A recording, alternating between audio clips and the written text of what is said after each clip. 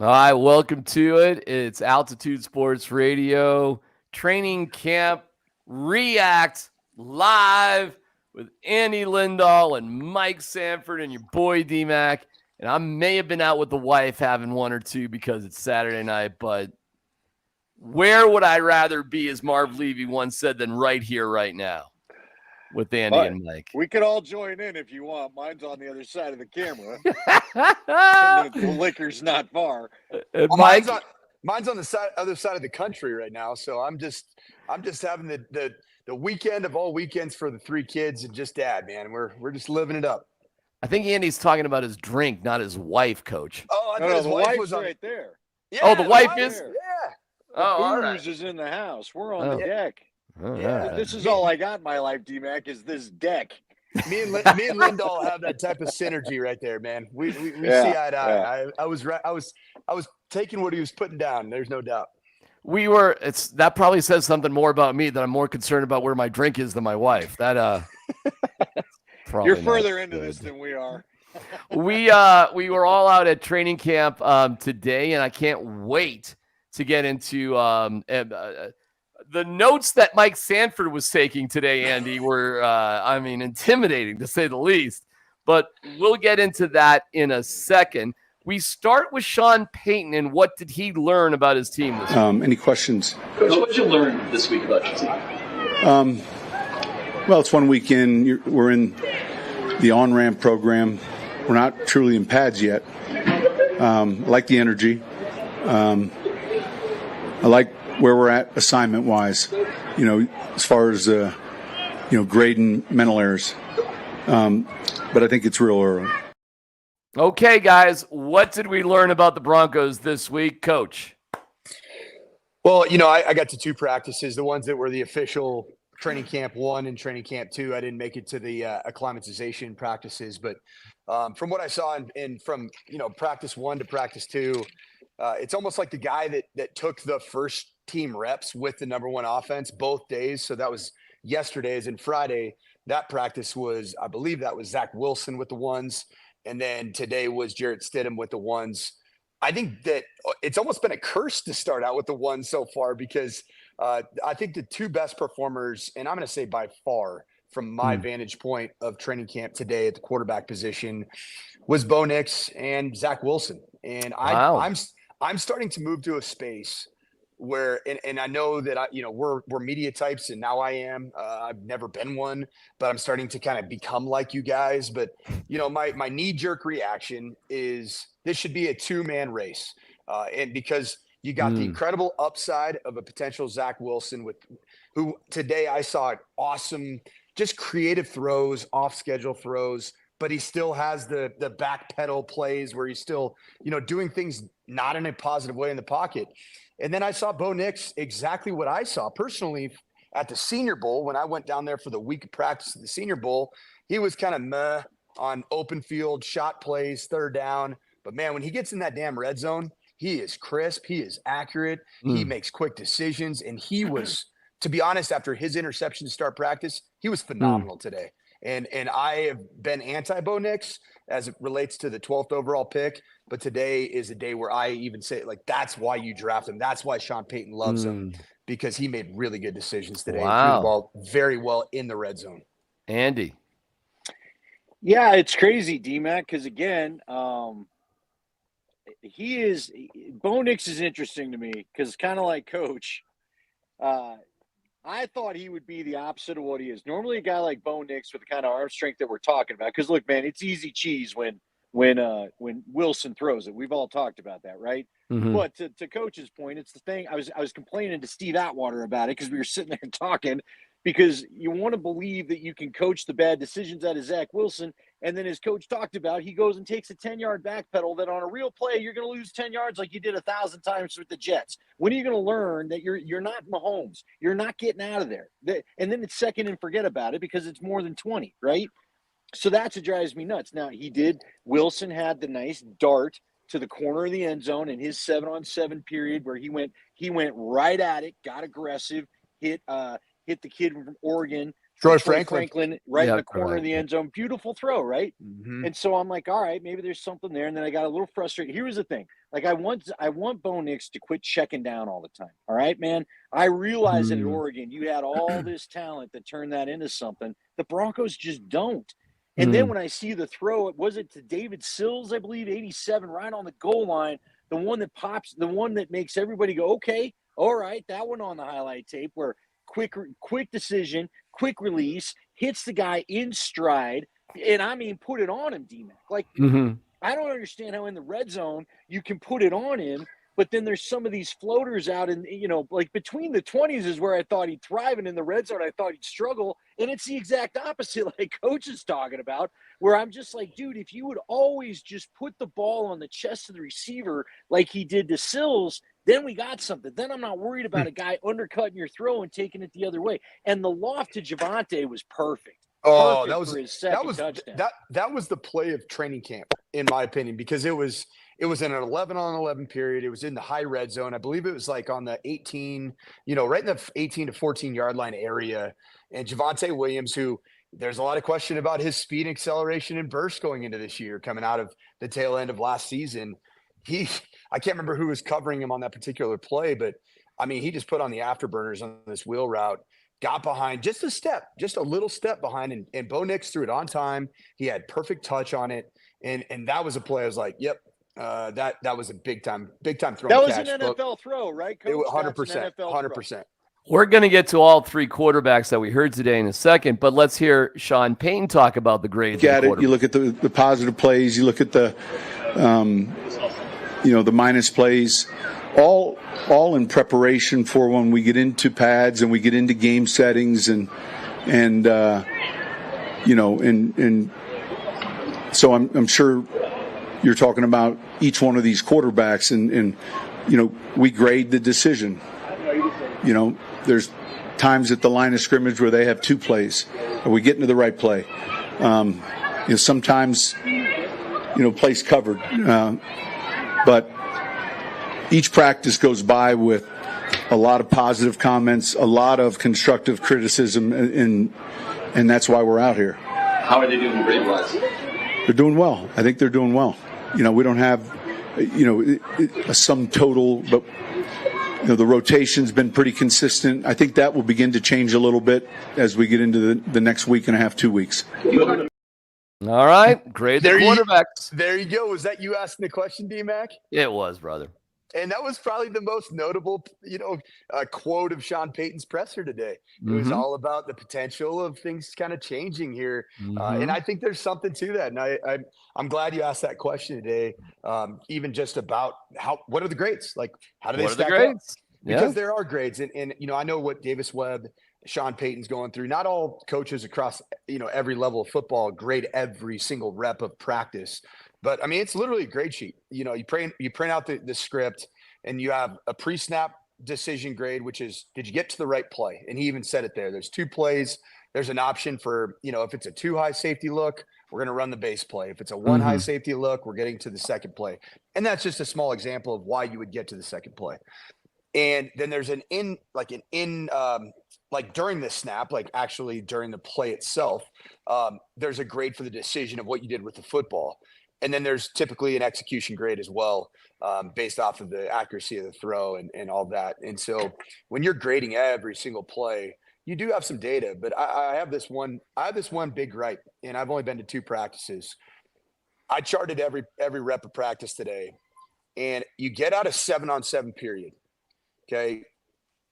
Jarrett Stidham had 4 reps and only 3 throws that counted because 1 was a sack. The other 2 quarterbacks had 4 throws.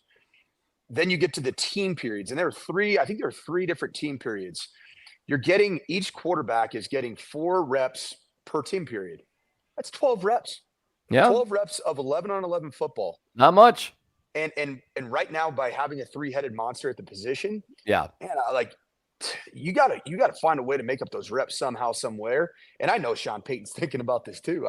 I've been there, like where I'm like, dude, how can I get a great evaluation on these quarterbacks when they're getting 12, maybe Mike, let me tell you, and Andy will remember when there were 4 quarterbacks with Kevin Hogan getting reps, Andy? Yeah, well, in DMac, I thought about this too because you and I both covered the 20. I want to say it was 2017. Might have been, yeah, it was 2017. Remember when it was Paxton and it was Trevor, Yeah. and basically the whole locker room, because TJ Ward finally came out and said it, then got cut because of it. But he said, we know who the starter is. And they kept screwing around, trying to force Paxton in there when everybody that had eyes knew Paxton wasn't winning this damn thing. And then later in the season, remember, I think it was the Miami game, DMac, where Gase put it on him. And Emmanuel Sanders just finally came out and he said, well, if you guys want to know what this stupid quarterback competition did at the beginning, this is it. Because now we don't have reps. We don't have any chemistry with any of these dudes. And then Osweiler came into the mix later on. But Emmanuel Sanders finally just got so fed up and said, I'm tired of these QB competitions because we don't get the work in camp to be able to lean on plays when we need them regular in the season. So, DMac, I'll ask you, Mike and I talked about this because he's been filling in on the show. I mean, what are we doing with what are you doing with Stidham? You know what Stidham is. I'm not saying cut the guy necessarily, but DMac, why do we have to see any practice reps of him? You know what he is. You know what's so funny, and I've told people this a million years. And Mike, Andy and I have been to literally thousands of NFL practices, Andy. I'd say thousands of hours at least. I don't know the number, but I mean, it is incredible how NFL practices, no matter who the coaches are or who the players are the same exact fucking thing. Yeah. It's unbelievable. And the biggest connection with that is how little reps in team 11 on 11 actually happen, to the degree that I'm like, how the fuck do these guys even know any of the plays? Because they rep them so little. So, Andy, I couldn't agree with you more. And you're talking about the camp where Kyle Sloter was actually the best looking. Kyle Sloter, who I think is a great guy. I don't even know who that is. I don't know. You don't? Oh, the legend of Kyle. Oh, look into it. He is a preseason hero, Mike. I know damn near every quarterback from the last freaking 15 years, 20 years. Really brief. Kyle Sloter has a fascinating journey, and he ended up at the University of Northern Colorado, where he was a superstar, and he came in essentially as a third-string practice squad sort of guy, but he's 6'5" with a big arm, and the ball jumped off his hands, and he didn't give a shit. He would take every chance you would imagine, and he was hitting time after time. But he had a hard time getting over where he came from, but he didn't care. And at one point, Vance Joseph was asked, does Kyle Sloter have any shot? Because we're like, why aren't they playing him with the ones a little bit? And VJ was just like, no, he doesn't have a chance. Meanwhile, this third string guy was clearly, Andy, correct me if I'm wrong, outplaying the top two guys. So here was the thing, Mike. DMac's right. In practice, Sloter looked the best. What I understand, DMac, and I've asked some of my guys, you know who some of my guys are. If anybody's heard me talk over the years, I'm not going to say his name right now, but one guy in particular. What happened with Sloter was they got out to San Fran, and in some closed practices, he got eaten alive going with the ones.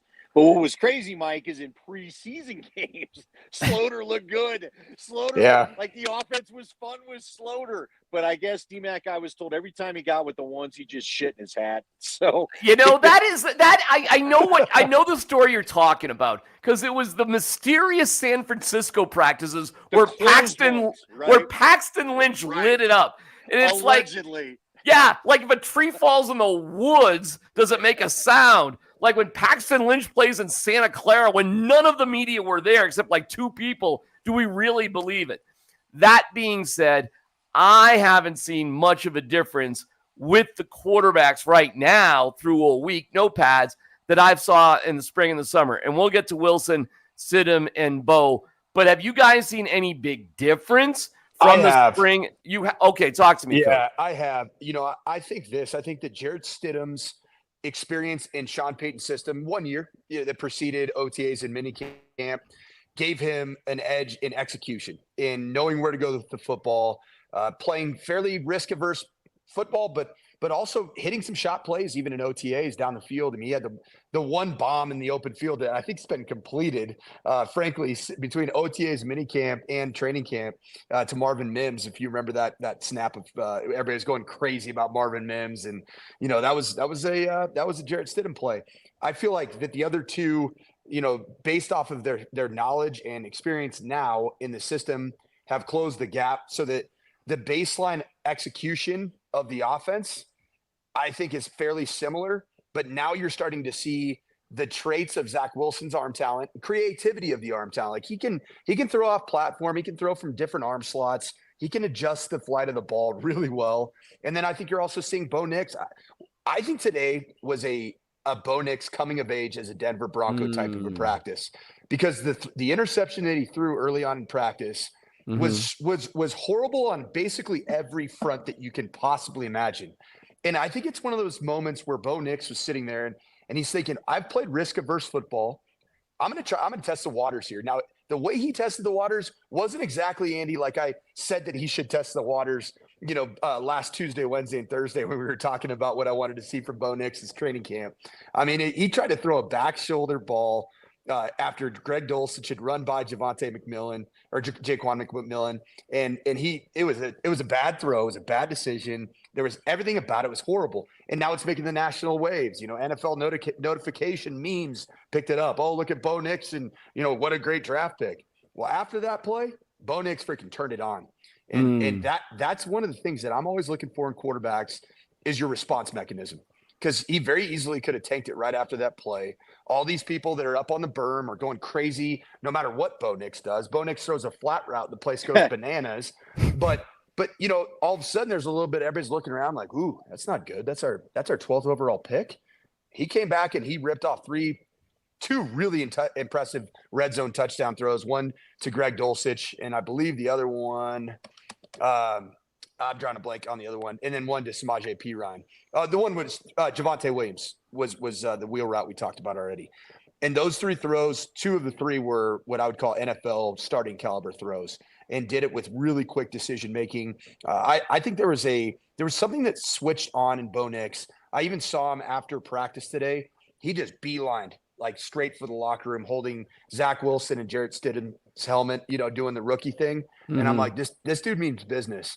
And I like the seriousness of Bo Nix. I like the competitive fire of Bo Nix.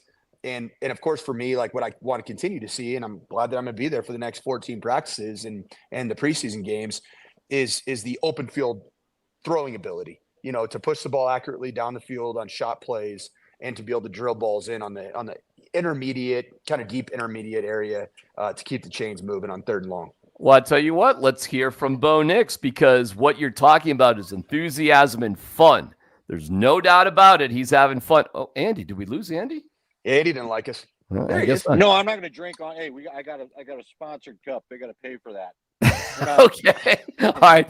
Here's Bo Nix about having a good time. It's all about being confident, and sometimes you do take a risk, and sometimes it doesn't work out for you, but those you minimize and you learn from. But at the same time, you don't want to be a gun-shy quarterback. So no matter what, just have great confidence in the plays and the players and go out there and execute it. And if it's not there, then check it down. But it's also about experience, and you see looks that you like, and then you get to come back to. But sometimes it's not a good look. You just check it down, go to the next play. It looks like you're having fun out there. Oh, it's a blast. The NFL is a lot of fun.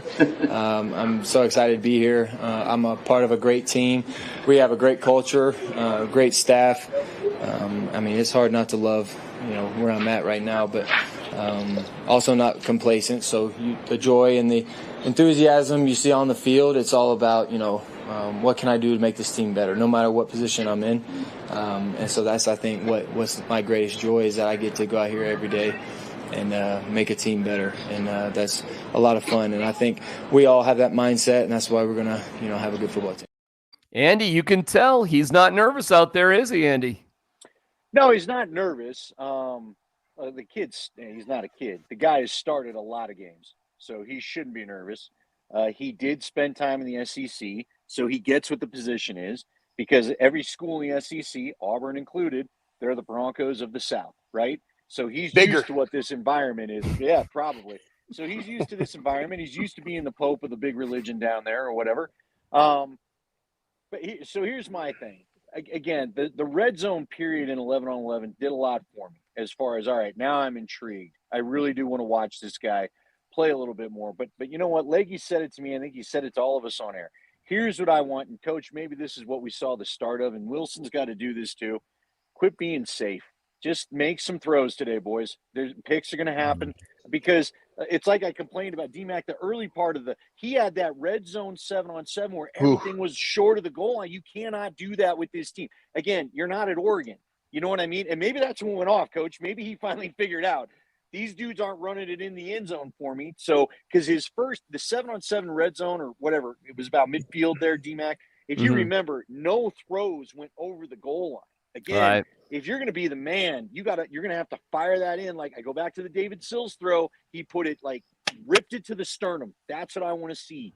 But look, I was intrigued, and I still want to see Zach Wilson. See, if it were up to me, and Sean hinted at this today, that he's going to switch up the rotation. Even he knows I can't keep doing this. Right. I would give Nix, because Nix, look, man, we know this. Stidham and Wilson know what they got into by coming here, right? They know what they're into here. This kid is drafted. This kid was picked by the current regime. This is their guy. So we don't need to worry about feelings. I would give Nix starting next week. You get the starters rotation. I'm going to continue to take maybe an extra snap than what you give the twos. And again, I don't need to see Stidham, because at the end of if we get to game 3 of the preseason, or game 2, I guess now, and Wilson don't have it, fine. You know what you got in Stidham, don't you? I need to figure out what Bo Nix is, period. And I think there was enough encouraging things today. I want to see a full diet of him with first team reps on Monday in pads, because again, now we got to see how does he react to his receivers because now Patrick Surtain can come up and stab Cortland Sutton in the chest. You know what I mean? Now Javante's got to get off that linebacker. Now Tim Patrick's got to show us that the legs are right and he can create separation. We're going to learn a lot Monday, and I can't wait for it. Agreed. I agree wholeheartedly. And I do think that my prediction is that we're going to see exactly what you and I are talking about, Andy, over the course of the next, I'd say within the next 4 days of practice, somewhere between Monday and Wednesday. I think there's going to be a decline of reps overall that are taken up by Jarrett Stidham. And I think that's the right thing to do, because we do know what Jarrett Stidham can do. We know what he can do in a game. He's not going to lose you a game by being bad. He's not a bad quarterback. He is a very good NFL backup quarterback. That's what he is. He's not the future of this franchise. And in Zach Wilson's abilities, you have a potential, and I'd say a very not a great. Nope, we lost Coach there. Coach, you're muted. I think lost your mic, Coach. Yeah, he lost his mic by accident, I think, Coach. There you go. You're good. You're good. Yeah, you were in the middle of saying good. I know just got Jarrett Stidham. We know what he is. So yeah, and then Bo Nix needs every rep he can get, because even what I talked about, that growth moment that he had today, you're going to have more growth moments like that. You're going to have him in more situations. You're going to have him in 2-minute when you start practicing that. I'm excited to watch that. You're going to have him in third down. Let's hear from Jarrett Stidham after practice day, because we heard from all 3 quarterbacks for the first time.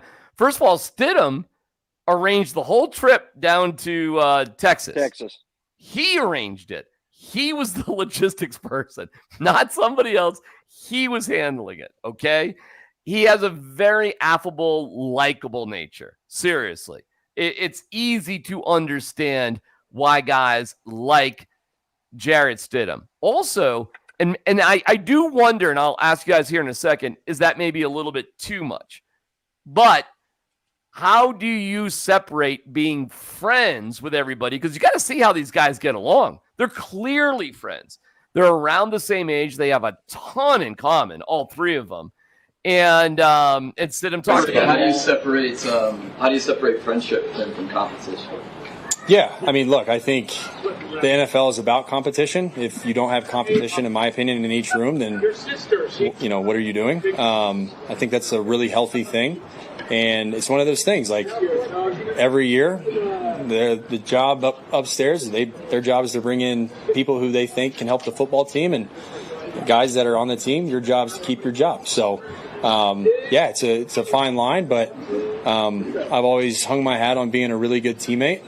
And then whenever I'm asked to come out here on the field and run plays, then it's to execute and score points. So that's it's very black and white, in my opinion. But that's just kind of how I see it. Can I tell you, man, that is exactly what a backup quarterback's supposed to sound like. It's like, that is it, coach.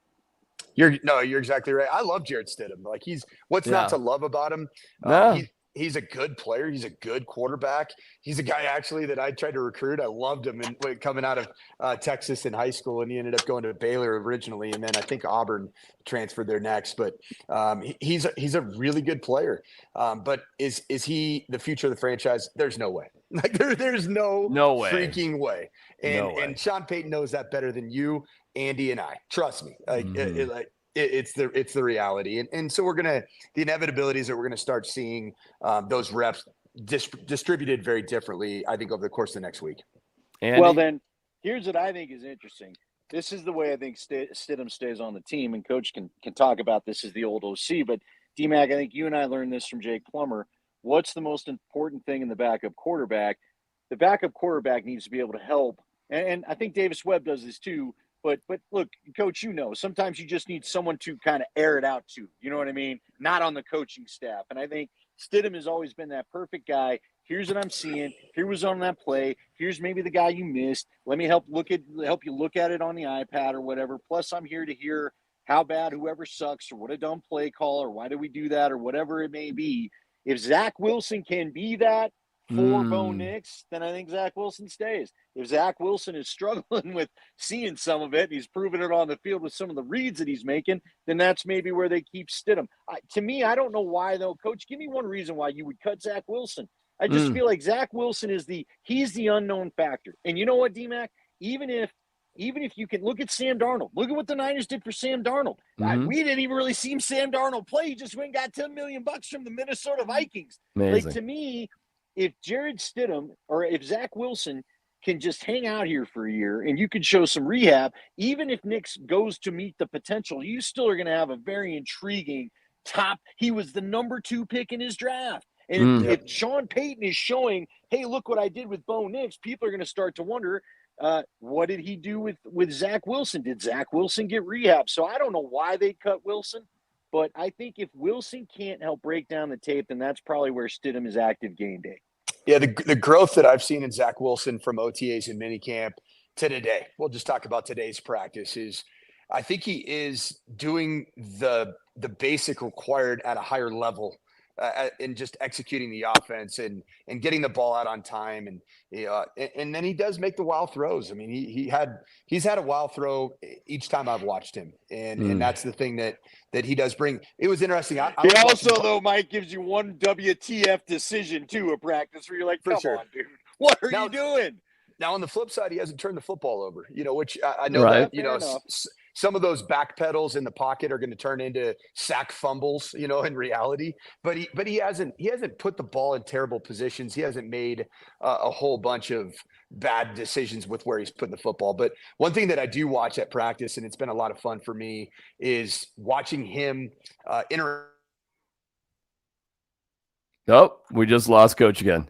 I think when he gets a text, we lose Mike. Go ahead. You guys got me? Yeah. Is it when you get a text? You got to go ahead. Yeah, it's the same thing. Airplane mode. All right. Well, while you talk about Zach Wilson, I have some Zach Wilson for you. Yeah. And what the impression I get from Zach Wilson, by the way, Andy, is thank God I'm not in New York anymore. And, I didn't really love being with Aaron Rodgers. And I do wonder if he's got some, Jets PTSD. You know what I'm saying? So the question put in front of Zach is, can you just let it go a little bit? Can you play a little bit more free? You were starting a lot with the Jets to back into a competition. Do you have to recalibrate in a way, or how do you kind of approach that, where it's obviously all three of you have a shot? Yeah, just doing my absolute best every single day. I mean, I love playing football. Just the joy of coming out here, throwing the ball around and doing my absolute best is all I can ask for. Do you feel a bit more free being in this situation than you were with the Jets then? Yeah, I would say so. Just maybe different perspective than anything of just, the ups and downs of my first 3 years, just having a perspective, just loving ball, just coming out here and throwing it around and having a good time and doing the best I can. Was that hard to do? Yeah, he's really got nothing to lose. Nothing to lose. And I think he plays like that, basically. I don't think he knows a different way. One of the other questions that was asked of him by Mike Kliss was, it seems that you throw from a lot of different arm angles. You just sort of let it go. And I think that's part of his nature. And Nix and Stidham really aren't like that. So the upside, coach, of Wilson is, I don't know. I don't think we really know what it is. Yeah, when I looked at Wilson, just watching him get interviewed, watching his interaction with Bo Nix today, even I could tell he's a bit of a favorite of Cortland Sutton. They've taken to each other immediately. They have their own handshake together. They're dapping it up. I watched a lot of body language today, and I think that Zach Wilson's in a place almost like a Zen-like characteristic that he has right Not now. bad. And don't think that that's not slightly because of his time around Aaron Rodgers. And I know that, everybody thinks about all the ayahuasca and all that stuff, but there's a level-headedness to Aaron Rodgers as it relates to football, maybe not politically in some of the podcasts he goes on, but as it relates to football, there's a level-headedness. There's a Zen-like quality that I do think that Zach Wilson was able to kind of pick up by osmosis in his time with Aaron Rodgers. And frankly, I'm here for it. Well, we all know firsthand what a disaster of a coach that Nathaniel Hackett is.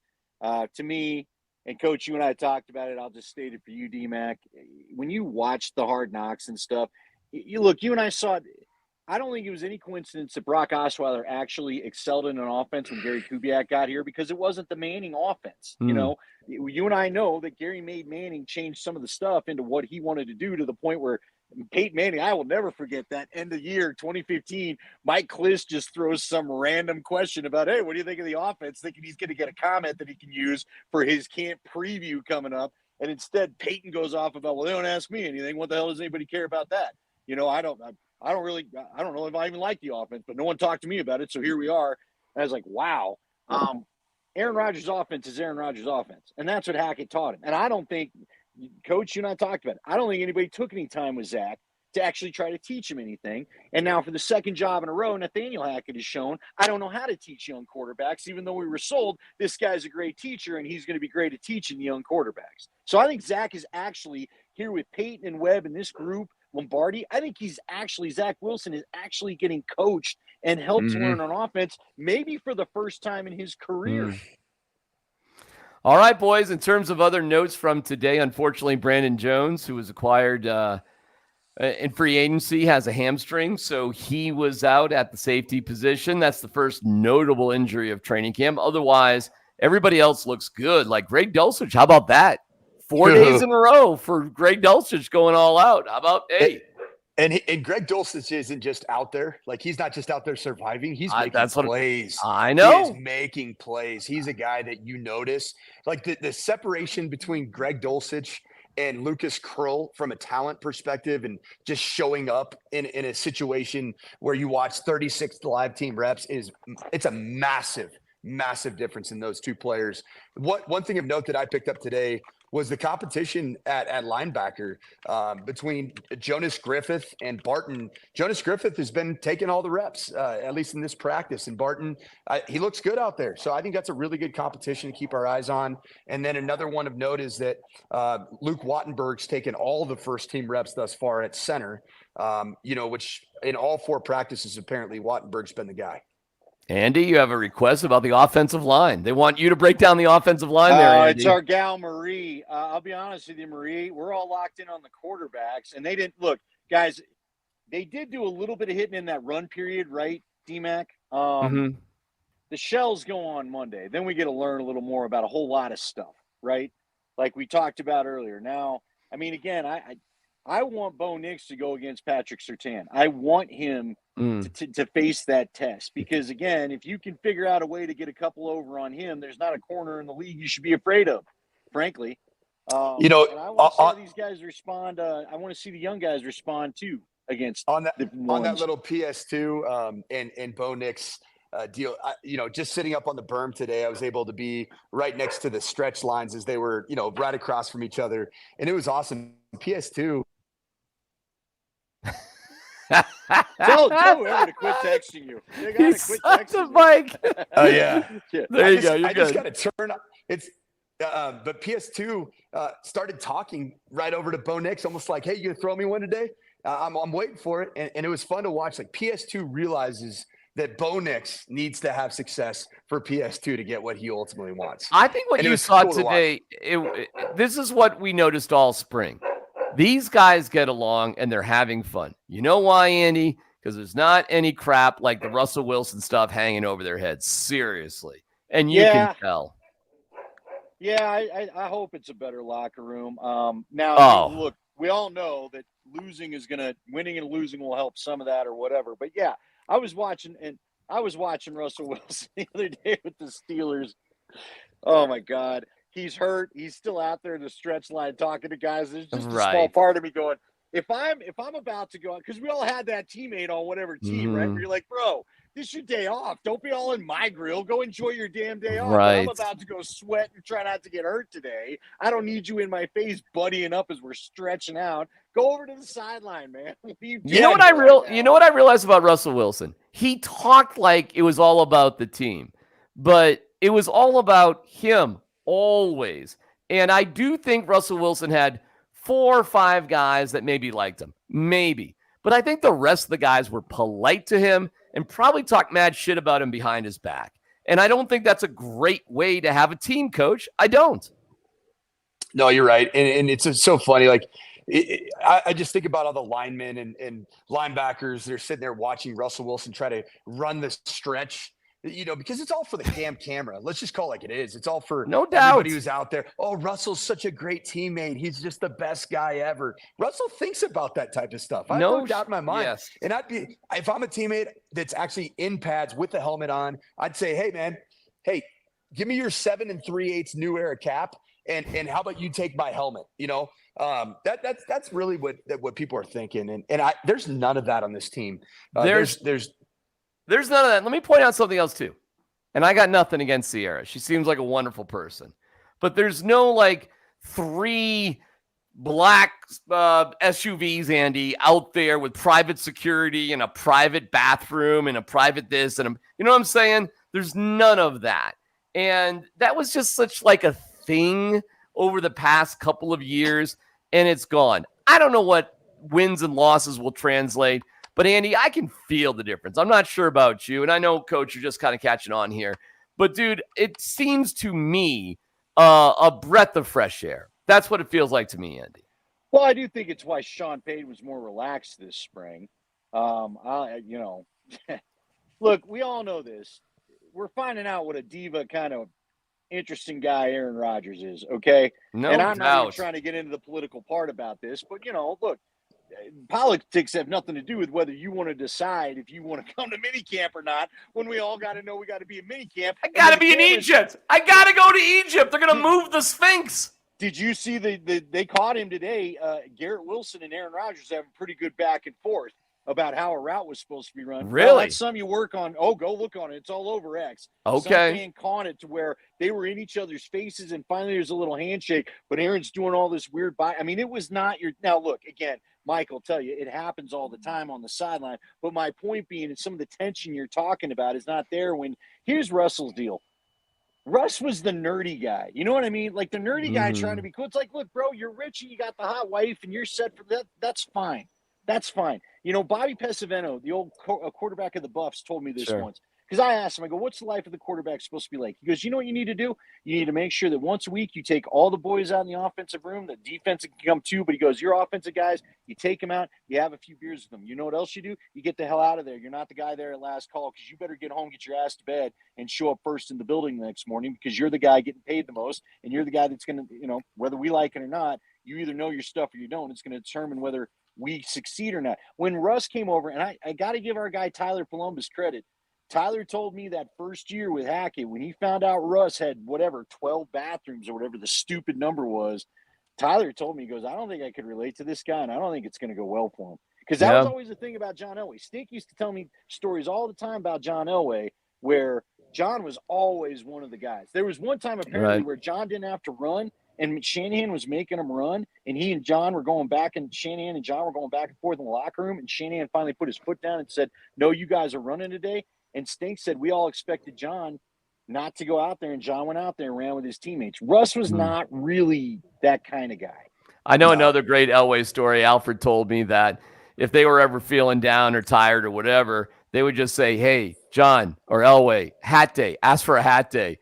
And Elway would be, all right, hey, we need a hat day, which means no helmets, that sort of thing. That's one of the guys. Plummer was one of the guys. Plummer Orton- was the guy. Orton was one of the guys. He really was, but like, But he hated life, D-Man. oh my right? God, Like, he was so miserable. You know what he was? I will say this, Kyle, and I try to have empathy for it because he got screwed in a couple cities. Yeah. Josh lied to him. Josh lied to him twice. I know. But Orton was the guy that was mad at the business, and he Yeah. couldn't help but take it out on the field. And every time they ran sprints, and Tim Tebow is beating him at the end of the line. I remember remember the practice where Orton goes, "Hey, we don't get paid to win the sprint," and then he kind of chucked his helmet and walked out of there. I mean. Hey, so Coach, let me tell you this. They used to, when he went to the Chiefs, they would do a conference call. And so I asked Orton when he was on the Chiefs, not the Broncos, I go, what was your favorite memory of Colorado? He goes, the mountains. Not his team, not his time with the Broncos. He goes, the mountains. Yeah. Enough said. Guys. Were you at the bowling event, DMac, where they drafted Tebow Yeah. and he just backed up his stuff He left. and left? Yeah, he left. But Tebow was interesting because he definitely had a hard time connecting like Russ, but they figured out how to win games. They did with Tebow. Yeah, but they guys did. loved him. Guys loved him. Yeah, Tebow wasn't, I don't think Tebow was phony, frankly. I really don't. Miller mentioned him as one of his favorite teammates. Yeah. Chip Bailey still talked about it. Now, again, none of us thought it was sustainable. No, but the guys 'cause he couldn't throw. appreciated the fact that he lifted all the losing out of this damn town, and we all have to be. Look, he made the Broncos relevant before Manning got here. Yeah. So there's more positive than anything. By the way, Coach, do you know Tebow at all? Have you run into him? Never once. Never once. You would. I'm telling you, if you want to talk college football, Andy, nobody wanted to talk college football more than Tim Tebow. Nobody. He was. I mean, frankly, he is college football. He was college football. Do you guys know that in the year, the century, the 2000, the decade of the 2000, Tim Tebow in the College Football Hall of Fame in Atlanta is the player of the decade from 2000 to 2010. Easily. Player Frankly, of the decade. To be honest, I'd say he's the player of the last quarter century. I mean, he really is. Like, he was a transformative player. I mean, you look at what even the Florida program's done since he's been gone. It's nowhere near the same place it was. He just couldn't throw football. It was terrible. I'll tell you from the sideline perspective, man, Tim Tebow's the only quarterback that ever stopped and talked to me on the field after he had to go in. He's a nice there. guy. Remember when he went in late to the Detroit game? Yeah. Dude, yeah. He was – listen, I loved him. Robbie's the guy I got a problem with. Robbie was ridiculous. In some tough spots, okay? Robbie was his brother, Coach. And Robbie ran all the business. Never heard about Tim was just the guy. Tim's a great kid. And I will never – you know what? Now, look, not the quarterback some wanted him to be, but a great kid, and I'm appreciative of his time here because he made life here a hell of a lot more fun than it was before he got here. And let's get it straight. As soon as they got Peyton Manning, all the Tebow love was like, okay, that was cute. But, you know, stopped in the playoffs by the Patriots lets you know, okay, this has been cute, but we probably need something else. Something better. One last thing, observation from practice. Sure. How about our guy Sean Payton kind of sandbagging us all a little bit, saying that Caden Stearns looked like he wouldn't be back anytime in the foreseeable future. He's out there competing in team reps today. How about that? It's great news. I mean, it's phenomenal news. And also Nick Benito, he starts out practice over there again, you know, with the injured reserve guys going through a different workout. He all of a sudden jumps right in. He's running in team reps. So the health of the team's not in a terrible spot. I don't like the Brandon Jones news. Because I think he's been a good player to start camp, dude. Yeah, it never seems to get better during camp. Hey, by the way, the most meta moment of the day, when they went to team, they played "The Boys of Fall." I think that's a song by Kenny Chesney. I had goosebumps, man. With Kenny Chesney on the field, so they're playing Kenny Chesney, "The Boys of Fall." That Sean Payton is in the music video. Somebody told me that. I didn't know it, but I tweeted it today. They're playing the song, and there's Kenny Chesney. Come on. I mean, that was a moment, right? It was awesome. Sure.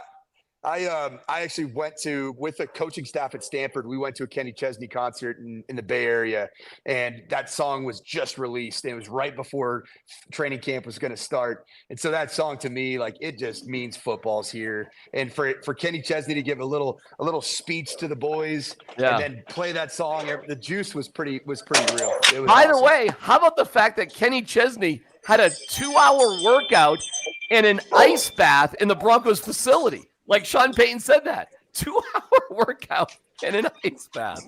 So pretty cool moment. Andy, what are you doing? Are you getting the pizza? Are you getting DoorDash right now? What's happening? Hey, say hey to my buddy Jay. That's Jay. Jay! Hey. What's up, He's trying not to Jay? be famous now. He's trying to. He kept worried he was going to leave if I didn't come out here. So is Jay kind of like Andy Lindahl's version of? Remember when Urban Meyer had this strange guy behind him in the RV during the COVID time, and he was doing broadcasting? Oh man! Listen, you want some Jay Barry stories? I'll give you some. First off, he's the best man in one of these contact football leagues. It's funny, Andy. Now your signal sucks. Worse than coaches. Oh, so yeah. You're moving around. All right, listen, guys. Me move too far. Great job. Go hang out with Jay. Coach, I don't know where your kids are. Maybe you don't know where they are right now. You should go find them. They're waiting for me to grab my tea, so all right, go over there and check them out. And we thank the more than 1,200 people watching right now. We appreciate it. We'll have the Altitude Sports Radio 92.5 Training Camp React after every day of practice. So tomorrow, a day off, but we'll be back at 8 o'clock. If there's a Broncos practice, we'll be here at 8 o'clock with a cast of, a few. Mike, I don't think I saved your bacon, but you learned a little something from me today. You learned a little bit of something from me. I was just trying. Hey, I was kind of being Russell Wilson. I wanted everybody to know how hard I worked today. I posted on Twitter the stats, and I didn't know that was a no-no, so I took it down. Andy, Coach put out every number of every reception, right? Yep, I sure did. You looking to get in Sean Payton's kitchen right away, or what do you think you're doing? Hey, man, I think I'm in that kitchen if he knows who the hell I am. So I'm just going to keep covering the team, man. I got a lot of positive energy about this team. I want the Broncos to be good this year. All right, watch those press conferences, Coach. So see how I ask those questions today. A little primer. And if you miss it when he's on the podcast, he'll replay all the questions for you. There you go, pal. Thank you, boys. We'll talk to you on Monday, and we'll be back on the radio on Monday. And tomorrow, hey, do we know what time Serbia plays Team USA tomorrow? What time is it? That 11? Game? It's 11 a.m. our time. Hey, let me check. I'll get it real quick. Have you downloaded that Olympics app? It's phenomenal. It's the greatest thing ever. I got the Peacock thing, but I don't have the Olympics app. Yeah, it's just the Paris 2024. Yeah, it's not firing up. But don't worry about it. We'll figure it out. Sounds like a great app. Hey, Andy, it's got everything. It's got everything. It's got everything. Everything but the schedule. These freaking guys. I'm not hanging out with you guys anymore. No more. All right, brother. We'll talk to you guys. We'll talk to you guys Monday. We'll back on the radio starting at 6 a.m. with, of course, the fellas. Mike, you on? When are you on this week? What's your schedule this week? I think I'm on just about every single day, every single minute, man. So let's just keep on rolling. Kreckman, is he coming back? Is he just after a week? He's like at the longest wedding ever. I think they get to go on the honeymoon too. This is one of the weirdest weddings I've ever heard of. All right, we'll let you guys go, and we'll talk to you when we talk to you. Thank you for joining us for Altitude Sports Training Camp.